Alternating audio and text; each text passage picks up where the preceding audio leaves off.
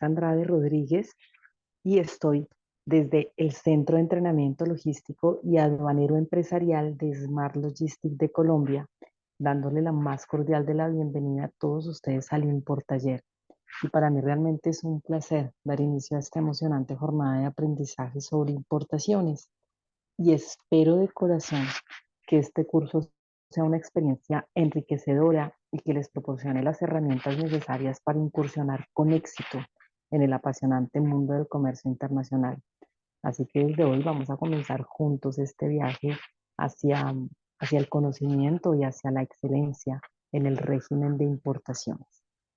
Así que sin más preámbulo y sin darle largas, vamos a comenzar y vamos a comenzar hablando sobre el protagonista, sobre esa persona que hace que tenga sentido, pues, el ejercicio de la compra internacional. Así que vamos a hablar de quién es el importador. Entre hoy y mañana vamos a definir las condiciones y las características que deben de cumplir las personas que desean hacer importaciones. ¿Para qué? Para que cuando esos bienes lleguen al país no vayan a tener controversias con las autoridades y al final pues terminen en una situación negativa, ¿no? O con una experiencia pues que no deseaban. Así que vamos a comenzar hablando de quién es el importador. Bien, en Colombia vamos a encontrar dos figuras, la persona natural y la persona jurídica. Cualquiera de estas dos personas pueden hacer importaciones. Una persona natural es una persona que se representa a sí misma, ¿sí?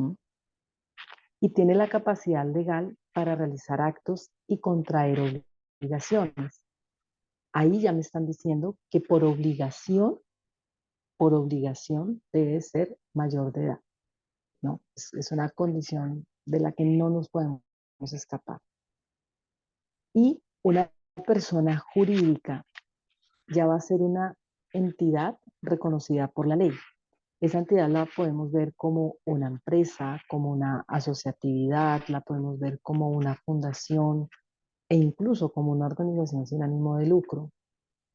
Y cualquiera de esas personas jurídicas puede hacer operaciones de comercio exterior si están facultadas.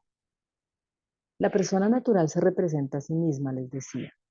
Las personas jurídicas no necesariamente, así sea de una sola persona, esa persona jurídica, eh, se van a representar a sí mismas, pueden tener a un tercero. Y ese tercero puede ser otra persona natural u otras personas jurídicas. Bueno, pero más allá de cómo esté conformada esa persona natural o esa persona jurídica, para que se puedan hacer operaciones del comercio exterior o para que ellas en sí se puedan facultar, tienen que comenzar a cumplir con una serie de requisitos. Los primeros van a ser de carácter documental. Bueno, y de hecho de ahí en adelante todos, ¿no? Pero estos tres primeros que vamos a comentar van a ser de obligatorio cumplimiento. Y podría decir que tanto para la persona jurídica, obviamente por la investidura que tiene, como también para la persona natural. El primero de esos documentos que faculta al importador a desarrollar su actividad es el Registro Único Tributario, que es un documento que lo que hace es sintetizar, ¿cierto? O resumir toda la actividad que realiza una persona en su ejercicio comercial o mercantil.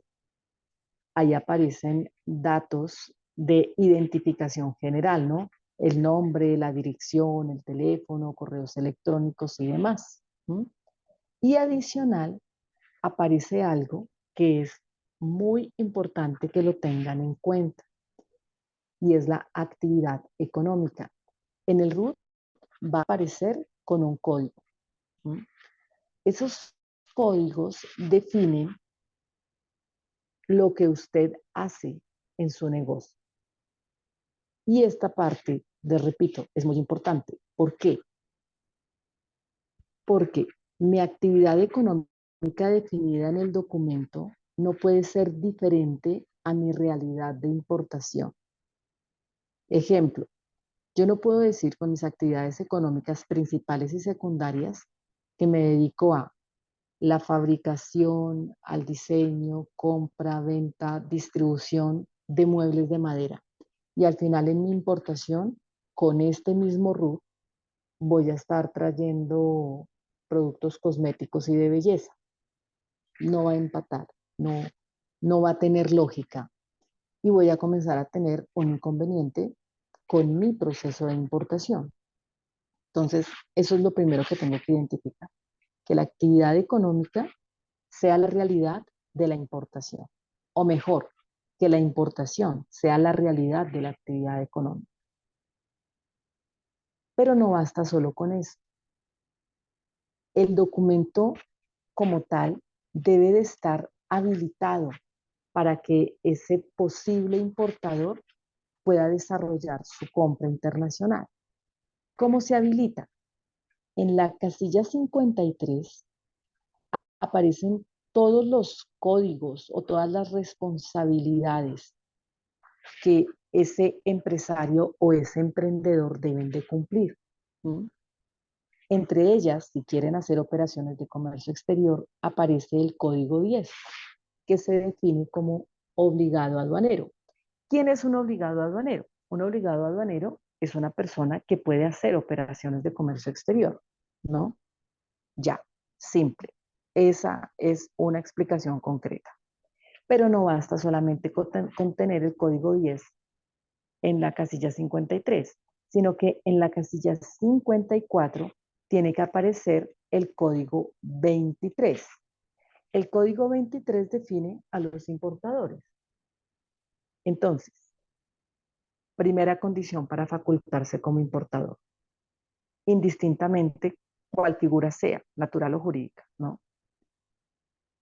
Debo de tener un RUT. Mi actividad económica principal o secundarias deben de ser la realidad de la importación. Y fuera de eso, el documento debe estar apto para que yo pueda desarrollar mi compra o mi importación. Y código 10 en la casilla 53 y código 23 en la casilla 54. Ahí está. Con eso, con que ustedes cumplan esa información en el RUT, ya comienzan a tener el camino para empezarse a facultar en el ejercicio de las importaciones.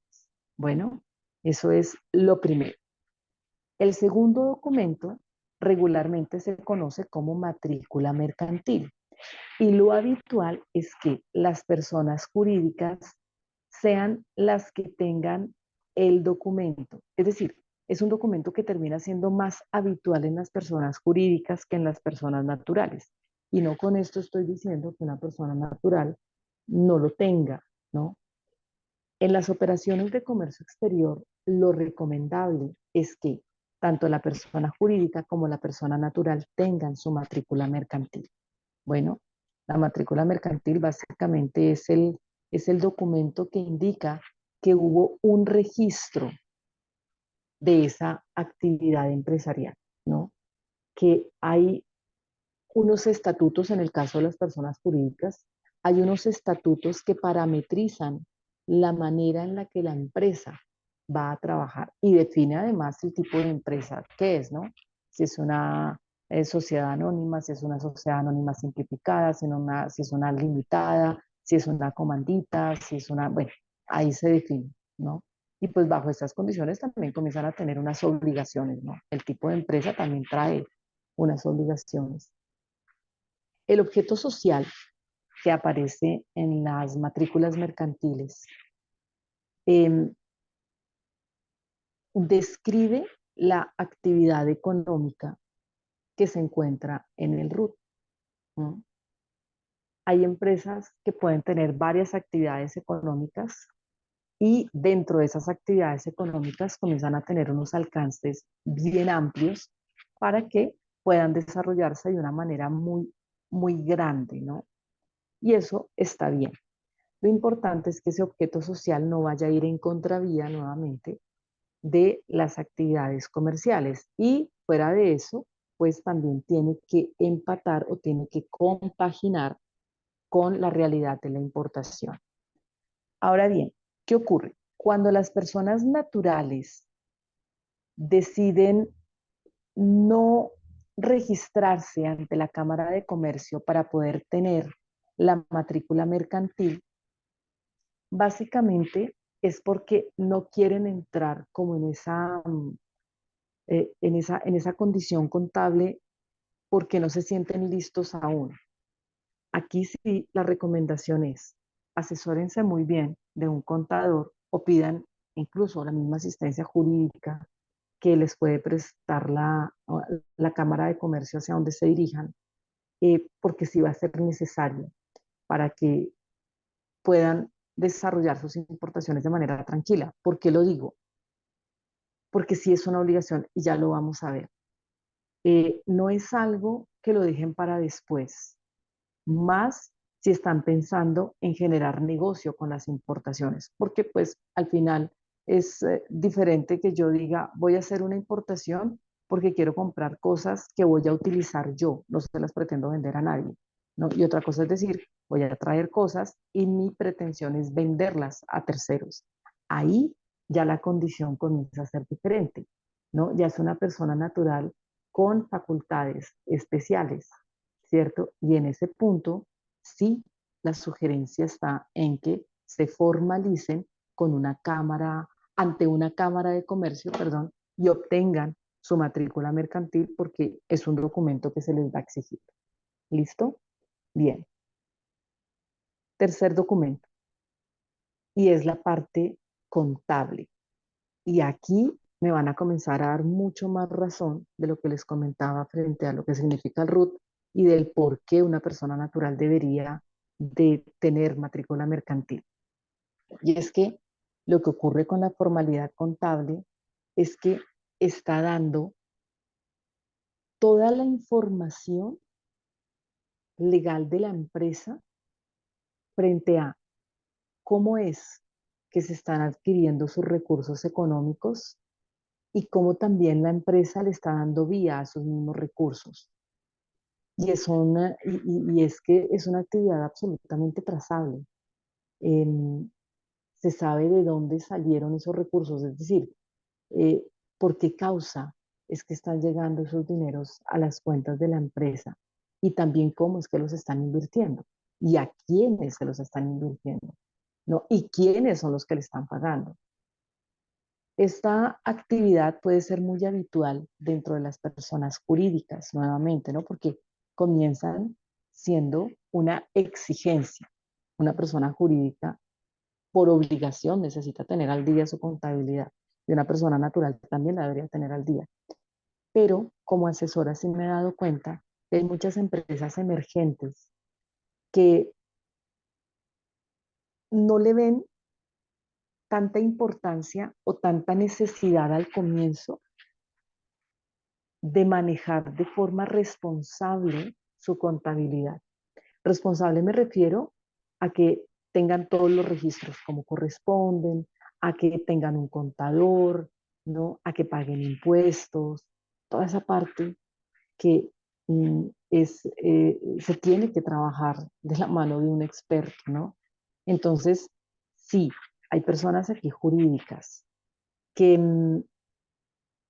están hasta ahora empezando y ven que todavía su parte contable no es tan necesaria porque tal vez sus ventas son muy pequeñas, porque están mirando a ver qué ocurre. Digamos que empezando, entre comillas, podrían llegar a tenerlo ahí, pero si pretenden hacer compras internacionales, esto es una obligación. Es una obligación tener su parte contable al día. No es algo que sea potestad, no señor, la deben de tener al día. Y aquí les sugiero que la organicen si no la tienen organizada. Y lo mismo va a pasar con las personas naturales, ¿no? Si ustedes ven que ya su negocio cada vez está más robusto, necesitan tener al día su parte contable, porque si no, se les va a convertir en un dolor de cabeza para sus operaciones del comercio exterior. Bueno, no solamente para importar, también para exportar, ¿no? Obviamente aquí el énfasis lo estamos haciendo hacia la compra, pero sí es una obligación mantener los estados financieros y la contabilidad al día. ¿Por qué? Porque resulta que es toda esta información que hemos venido hablando en el RUT, la matrícula mercantil y la formalidad contable, hace que se conozca al cliente desde la actuación aduanera. Es decir, ustedes pretenden hacer una operación de compra internacional. Como va a ser su primera operación y como no tienen experiencia en el comercio exterior, por obligación van a tener que contratar una agencia de aduanas. Y la agencia de aduanas, a su vez, también tiene obligaciones, porque la agencia de aduanas es una empresa y se faculta o se crea de la misma manera que se crea cualquier persona jurídica, solo que es una empresa con unas responsabilidades especiales, ¿sí? Y tienen una autorización especial para trabajar el comercio exterior. ¿Por qué? Porque son empresas que saben, porque son empresas que tienen unos profesionales especializados, bueno, cumplen con unos requisitos especiales. Y dentro de esos requisitos también hay unas obligaciones. Y una de las obligaciones de las agencias de aduanas está en conocer al cliente. ¿Cuál cliente? El importador, que puede ser natural o puede ser jurídico. ¿Cómo lo conocen? A través del RUT, a través de la matrícula mercantil y a través de la formalidad contable. ¿Por qué lo hacen? Porque, les repito, es una obligación para ellos. ¿Dónde está eso? ¿En dónde dicen que realmente eso es una obligación? El comercio exterior de Colombia se maneja de acuerdo a los parámetros que se establecen en la regulación aduanera.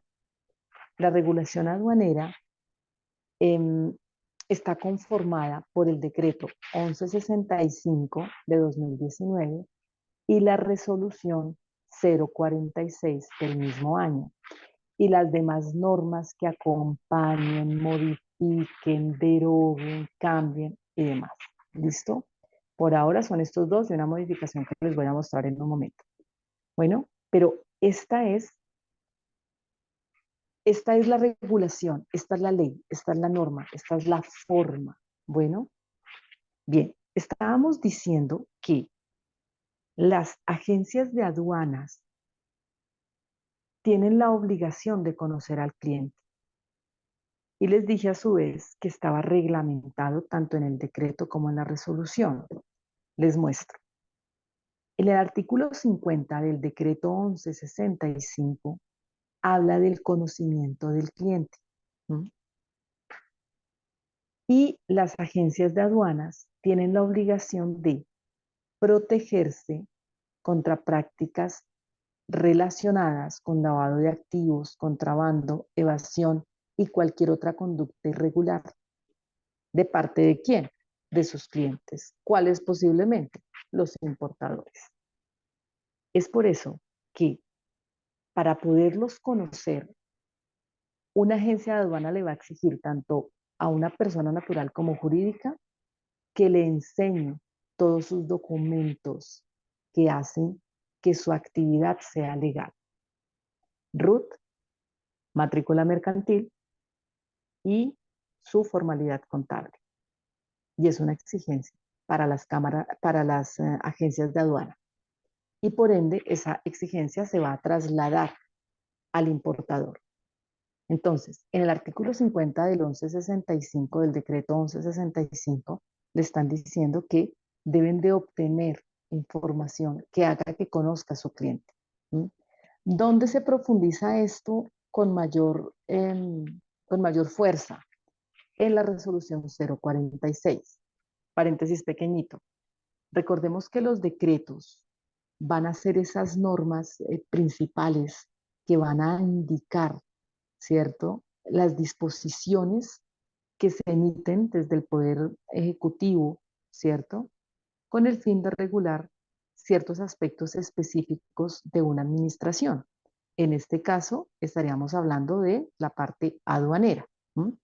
Pero cuando yo hablo del reglamento, estoy hablando de una norma que es secundaria al decreto y que se emite básicamente para implementar o para detallar o para complementar todas las disposiciones que desde el decreto se emiten, ¿cierto? Entonces, fíjense que aquí el decreto me está diciendo que las agencias de aduana deben de conocer al cliente y me dan unos parámetros cortos. Ya aquí sigue el siguiente artículo y ahí muere el artículo 50.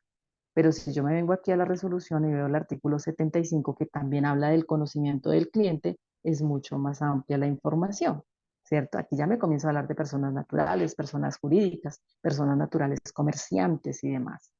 Entonces, las agencias de aduana, los agentes de carga incluso, van a exigir conocer al cliente y lo conocen con toda esa base documental que les estaba comentando hace un momento. Si yo me quiero facultar como importador, debo de tener eso al día. Si yo quiero traer importaciones por primera vez e incluso por los primeros 5 años, por obligación, voy a tener que trabajar con una agencia de aduanas. Y la agencia de aduanas va a mirar mi formalidad. Como personas jurídicas que van a pedir certificado de existencia y representación legal, copia del balance del Estado General, registro único tributario e incluso me piden información del banco con el cual yo hago los pagos a mi proveedor en el exterior. ¿Mm? Y también, bueno, en caso tal que necesitemos resolución vigente como comercializador internacional.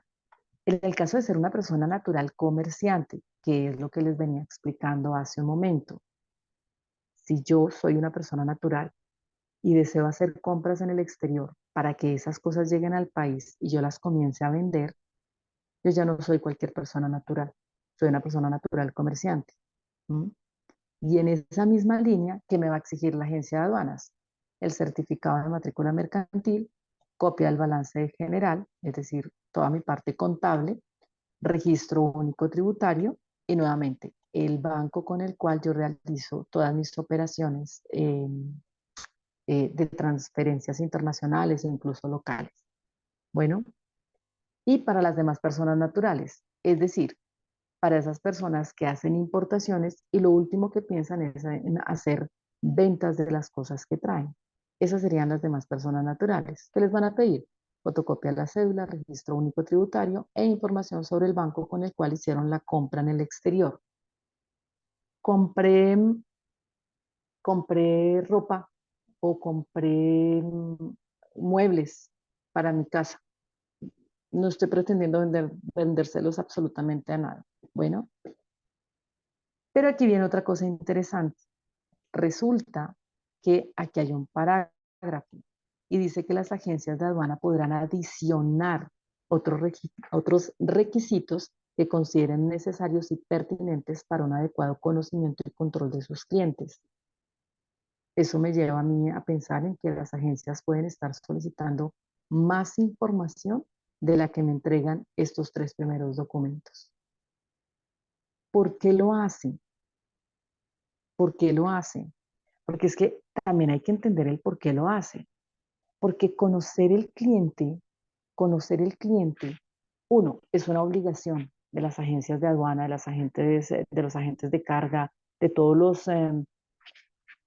los actores que intervienen en mi cadena logística internacional, ¿sí?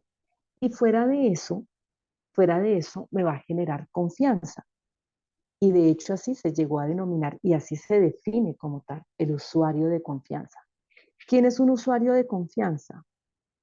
El que se define acá, en el artículo 582 del decreto 1165, que habla de la gestión del riesgo.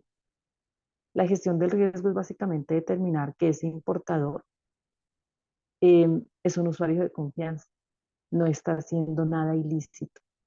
¿Cómo me logro dar cuenta de eso? Con sus documentos legales. Y esos documentos legales están al día. Ah, porque es que Carmenza, le estoy presentando documentos legales de hace 3 años. Ajá, ok, son legales, pero no están actualizados. Esa es otra condición. todos los años se pide actualizar los documentos, matrícula mercantil, el RUT, el balance, la parte contable, ¿no? Entonces, eso se tiene que estar al día. Les voy a leer lo que dice el artículo 82.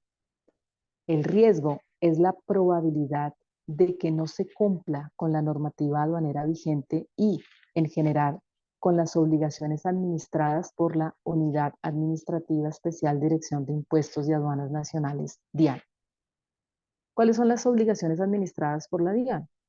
Toda la parte tributaria y toda la parte aduanera. Es decir, volvemos a caer en los tres documentos que les comenté, más los demás documentos que las agencias o sus posibles proveedores de comercio exterior o de logística y comercio exterior que ustedes contraten les exijan. Y fíjense que es una obligatoriedad, o sea, les estoy hablando desde la norma. ¿Por qué se los muestro así? Porque es también muy habitual que algunas personas, indistintamente si son naturales o jurídicas, a veces se sientan incómodas con la solicitud documental. Y se sienten incómodas porque, obvio, no lo entienden, se sienten incómodas porque creen que eso es información confidencial y no la pueden enseñar, o porque sencillamente no la tienen. Entonces, como que me están entorpeciendo el camino al éxito de la compra internacional. Y pues no, tal vez sí se le está entorpeciendo, pero para bien en el sentido de formalícese y cuando esté listo, ahí sí vaya y contrate los servicios de una agencia de aduanas, contrate los servicios de un agente de carga y evidentemente contacte a su proveedor en el exterior, que muy posiblemente también le pueda estar pidiendo esta información para darse cuenta que usted es un cliente fiable, porque así como lo auditan acá, lo pueden estar auditando afuera.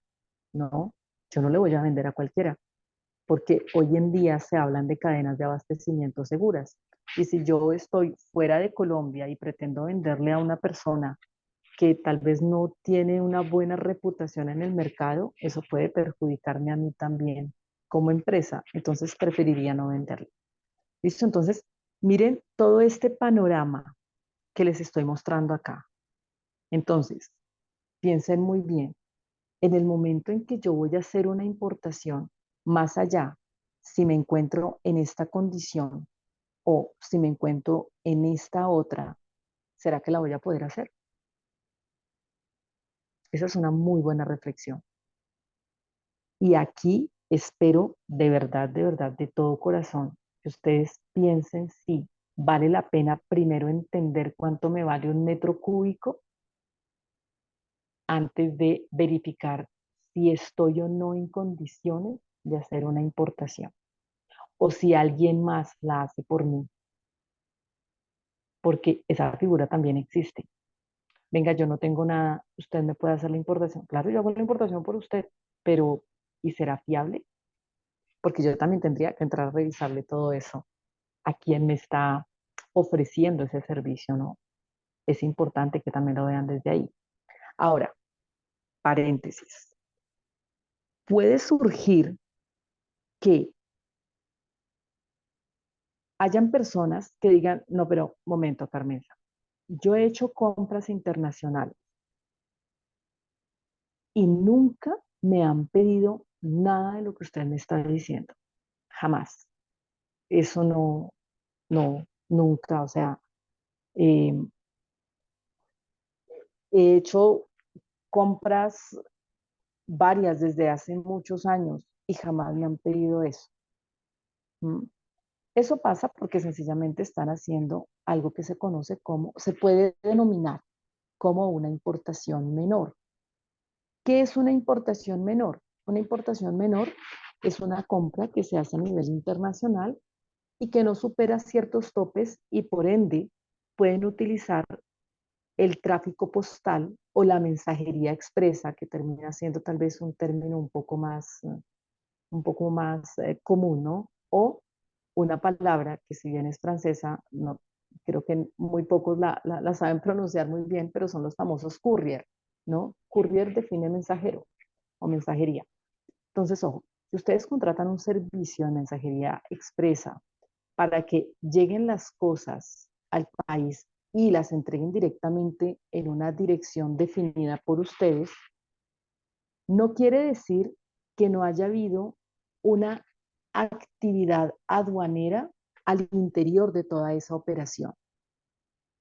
Ahí hubo una actividad aduanera.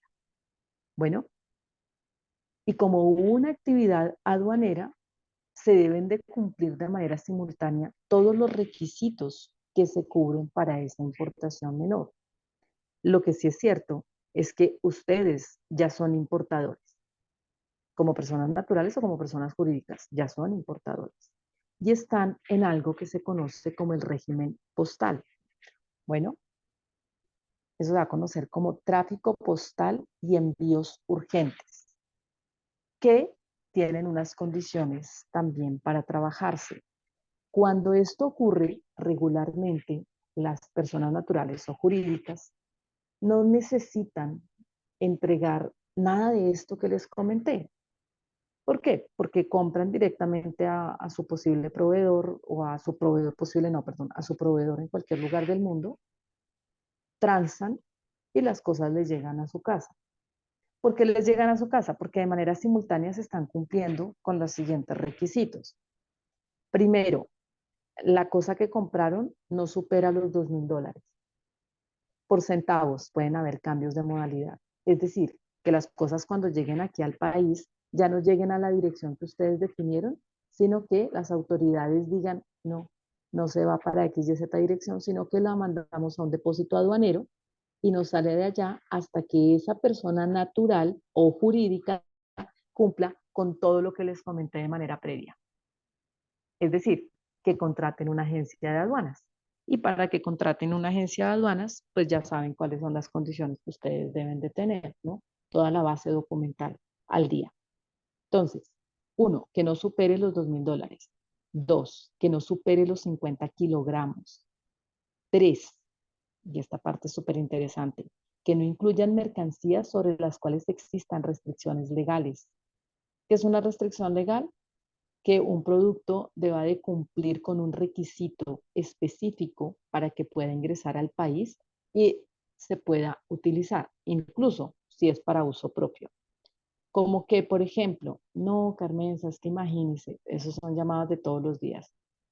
Compré suplementos vitamínicos, compré ropa, compré zapatos, compré juguetes, compré celulares. No, ese tipo de mercancías tienen requisitos técnicos, administrativos, que deben de ser cubiertos antes de que se compre. ¿Mm? Y pues si no se tienen esos requisitos, las mercancías sencillamente no van a llegar a la dirección que se estipuló. Bueno, no deben de incluir bienes prohibidos por el acuerdo de la Unión Postal Universal. La Unión Postal Universal es eh, es un acuerdo al cual Colombia pertenece y del cual como gobierno se hace responsable de que se cumplan esas condiciones. Y hay una serie de cosas que no se pueden mandar por mensajería expresa. Ejemplos rapiditos: dinero, joyas, plantas vivas, ¿no? Material vegetal como tal no se podría, y otra serie de elementos. Nosotros en nuestro canal tenemos un video que habla sobre los bienes prohibidos según el acuerdo de la Unión Postal Universal. Les voy a dejar el acceso para que lo vean. Es un video muy corto, pero les explica cuáles son esos bienes. Y adicional, quien es curioso aprende. Curioso más no chismoso, siempre digo. Si ustedes van, por ejemplo, a los locales en donde están estas empresas que prestan los servicios de mensajería, incluso a nivel local, pueden encontrar pegadas en las paredes la información de los bienes que no se pueden transportar como mensajería expresa. Bueno, entonces para que tengan ahí también una visual. Otra cosa que no se puede mandar por mensajería expresa, pues armas, productos precursores, que no estén autorizados, ¿no? Por el Ministerio de Salud, que los embalajes o la carga como tal no vaya a superar por ninguno de sus lados 150 centímetros, o que si se suman los lados, los 4 lados o los 6 lados, no superen los 3 metros. Bueno, em, en el evento en que cualquiera de estas condiciones sea diferente, lo mandan a hacer un procedimiento diferente. Es decir, todo el cumplimiento que les comentaba. Bueno, entonces, fíjense que aquí ustedes, claro, tienen toda la razón al decir, Carmenza, pero yo nunca he cumplido con nada de eso que usted me dijo al comienzo, a mí me llegan las cosas. Si les llegan las cosas es porque aquí ustedes tienen, están cumpliendo de manera completa y a cabalidad. Me faltó comentarles algo, que no superen las 6 unidades de la misma clase. Pasa mucho. Carmenza, es que traje 6 faldas, traje 6 pantalones, traje 6 camisas, porque hubo cambio de modalidad si las faldas no es lo mismo que el pantalón y el pantalón no es lo mismo que la camisa y la camisa no es una falda y así sucesivamente. Es ropa, ya. Eso hace que sean de la misma clase. Es ropa. Y como es ropa, hubo cambio de modalidad. Y vamos a dejar nuestra explicación por ahora hasta acá. Básicamente, para dejarlos como con el ansia, espero que así sea, de encontrarnos el día de mañana y seguir hablando de cuáles son los requisitos que el importador debe de cumplir para poder desarrollar una operación de comercio exterior en el campo de las importaciones. ¿Listo? Entonces, pues nada, todavía nos falta hablar de los requisitos por sector económico, de qué es al final un importador facultado y definir quién es el importador. Me agradó mucho tenerlos el día de hoy. Recuerden que esta primera sesión va a estar publicada solamente 24 horas, así que si quedaron dudas, repítanla, los invito a eso. Si quedaron otras dudas un poco más profundas, escriban en los comentarios, que voy a tomar todos esos comentarios y el día 11 vamos a hacer una clase especial respondiendo todas esas preguntas que ustedes nos hagan llegar a través de los comentarios de este video y de las siguientes clases que van a venir. Me despido, no sin antes agradecerles por estar en esta primera sesión del ImporTaller.